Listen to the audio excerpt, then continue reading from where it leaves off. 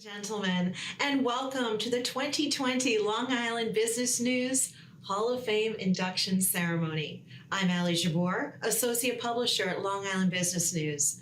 For 6 years, Long Island Business News has hosted this prestigious program, recognizing members of our community whose influence is extraordinary and unparalleled. And despite the tumultuous times that have come upon us this year, we are thrilled to bring you this program virtually. Today, you will hear from 16 inductees who will share with us their journey, how their backgrounds, experiences, and circumstances led them to becoming key players in our business community. I am certain their stories will inspire you. Congratulations, Dan. Our next Hall of Famer is a decorated NYPD detective who was injured in the line of duty. At the age of 45, he pivoted from law enforcement to marketing expert and grew a small mailing company into a bustling full-service firm. Please welcome Gregory Demetriou.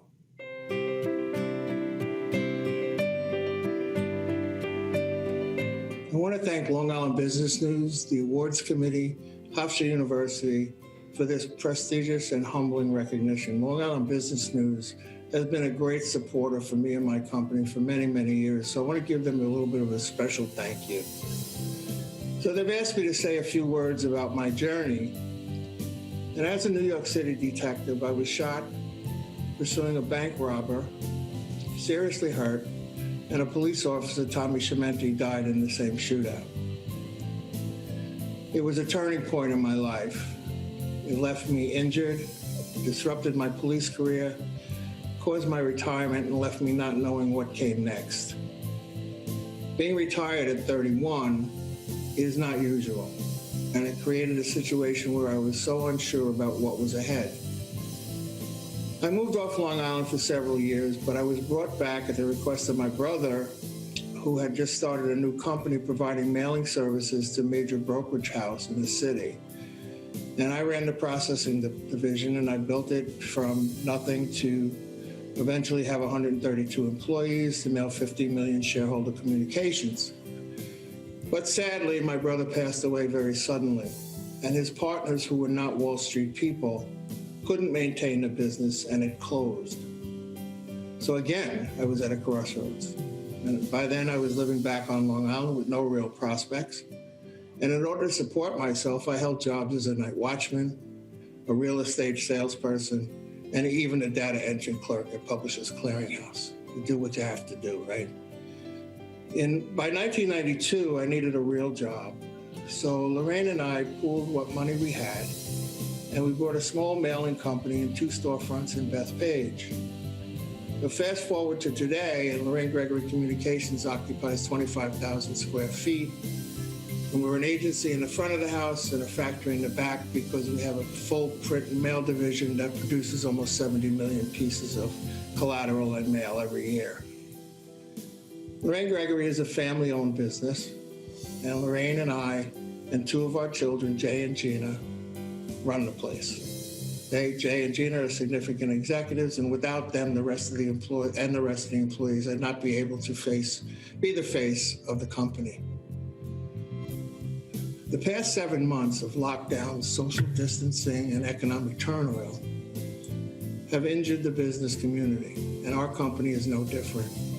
Top-line revenue has taken a significant hit, and remaining relevant in front of our clients as they figure out their way back to viability is our challenge today. But we're taking our own advice, and we've increased our marketing and advertising. But completely unexpected during the work from home period, I got familiar with Zoom, and I was able to convert my Ask a CEO interview series to the platform. Now, previously, the show was shot in our studio with 2 cameramen, a soundman, and a producer. And COVID made that impossible. But Zoom really filled the gap and did it so very nicely. So much so that I interviewed 25 prominent Long Island CEOs about their experience in running their companies under the lockdown and quarantine mandates. The interviews were released on my YouTube channel as the COVID Chronicles. And they were so successful that the show is now produced as a podcast as well as a video. By talking to fellow CEOs, I'm able to build some really substantial and important relationships, and that's turned into marketing assignments. So I say to my fellow CEOs and business colleagues, now is the time to be innovative and change the way you put your company in front of the marketplace. Just as restaurants used outdoor seating and takeout options as survival mechanisms, all businesses need to find new ways to do business until there's some return to normalcy. Sadly, many businesses have closed or will close, and Main Street may never be the same again. But I've been very blessed in life, in my family, and in my business, and I give great credit to God. During my whole life, He held me on a very long leash, but He never let me go. And without that grace, today would not be possible.